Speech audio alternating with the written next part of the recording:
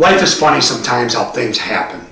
This past week, I was really grinding. I didn't even want to use the word struggling, but I was just pushing things because there was so much to get done in what seemed like so little time. A lot of things out of my control. And I was doing some social media work on Tuesday, and all of a sudden, out of the blue, I saw this picture on Facebook. At that moment, everything else became completely unimportant and irrelevant. Because that's a picture of my good friend Brian Delanty back in the late 1980s sitting next to Michael Jordan at a Bulls game. Now Brian, my sophomore year, Brian's senior year, was diagnosed with leukemia, and he put up one hell of a fight. And on this night, the Bulls were blowing, I don't know who was out, like the Bullets or something like that. And every time Michael came out of the game, he'd sit down next to Brian and just talk to him like they were old friends. And as a matter of fact, the fourth quarter, Michael spent the entire quarter on the bench next to Brian. Now, fast forward several years later, I was helping run the Michael Jordan basketball camp at Elmhurst College, and we were running kids through one day, getting autographs, and there happened to be a break in the action, so I took a shot, and I said, hey, Mike, I want to thank you for something you did for my friend a while back.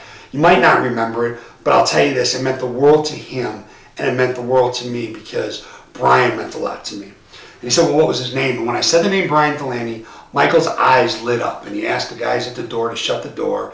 And we sat and talked for a little bit. And he asked how I knew Brian. And he asked about Brian's family. As a matter of fact, he asked about each family member by name. And when I relayed this message to his sister, she was amazed at Michael's memory. And I said, you know what, Aaron? I'm pretty sure that Brian did more for Michael that night than Michael did for Brian. Because that's just the way Brian was always. And then with his battle for cancer, it was never about him. It was always about you. It was always about the team. It was always about his guys. He would come to practice after chemo treatment and shoot from short range at a side basket. When he'd get tired, he'd sit down and he'd watch practice. He'd try to stand on the side with his guys as long as he could. Again, it was never about Brian. And all of us grew through Brian's adversity. And why was he able to do that? And I'll tell you exactly why. It's because he never had the victim mentality. And I see that showing up so much right now. I saw it show up so much in my coaching career. And that's selfish, it's self-serving, and it's self-centered. It doesn't serve the people around you, it doesn't serve you, and it doesn't serve the team that you lead, and it certainly doesn't serve your family.